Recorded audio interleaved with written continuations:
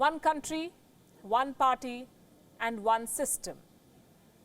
That's the new mantra for the Communist Party, with one leader, of course, Xi Jinping. The Communist Party is the absolute power center of China, a party whose lapses gave the world a pandemic. It now wants to strengthen its grip beyond mainland China. Our cover story tonight is about the National People's Congress, or the NPC, the annual gathering of the ruling elite of China. This is China's biggest political event of the year, something that the Communist Party uses to declare its agenda for the year ahead.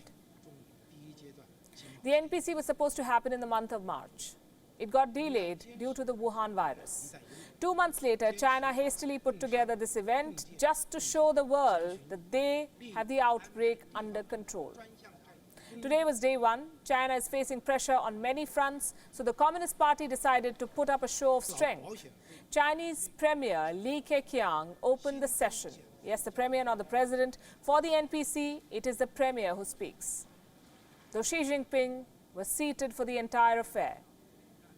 It was Premier Li who delivered what is called the Government Work Report. This is basically the agenda for the Chinese government for the year.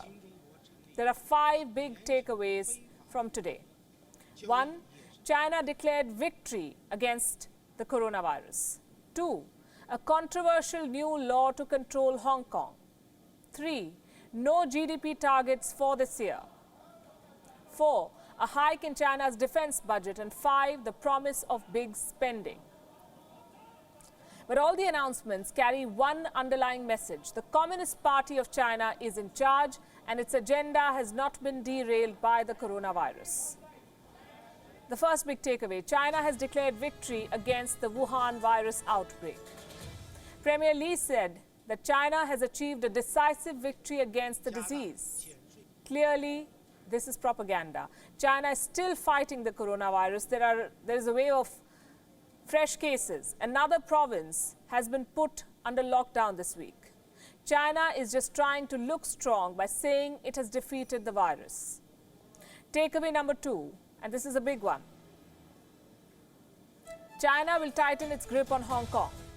The plan is to impose a new law.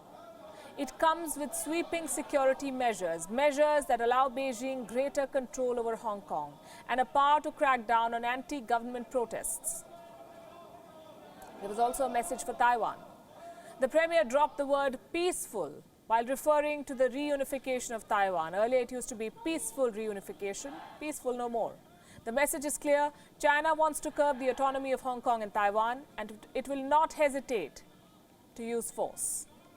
Takeaway number 3. For the first time since the 1990s, China will not set a GDP target. Beijing cannot make a prediction yet. The Wuhan virus has destroyed businesses. It has disrupted supply chains. It has brought the world to a grinding halt. China says it is difficult to put a number to the growth right now, mainly because of the uncertainty in the foreign markets. A situation that was created by the virus from China. Now, China wants to capitalize on it.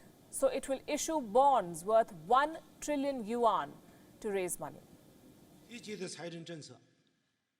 The deficit to GDP ratio this year is projected at more than 3.6%, with a deficit increase of 1 trillion yuan over the last year.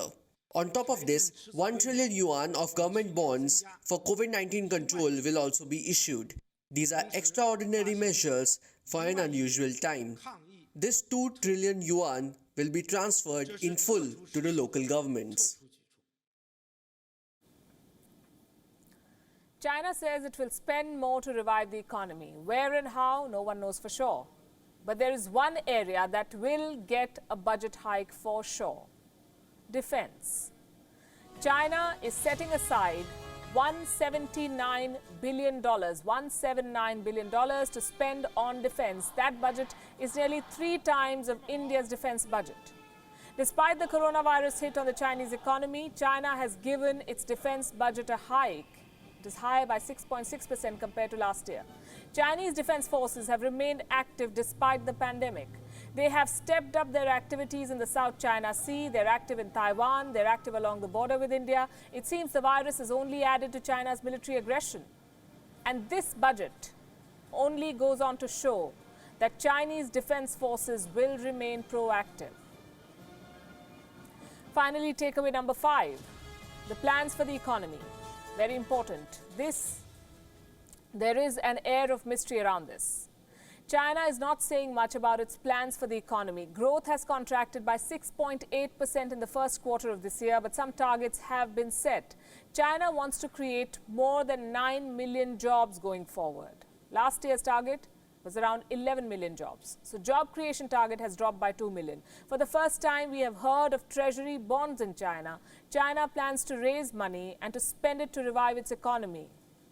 Is the mighty China running short of cash now? We can't say for sure. China's economic data is world famous for its unreliability. But we know that China's banks are under a lot of pressure because of debts.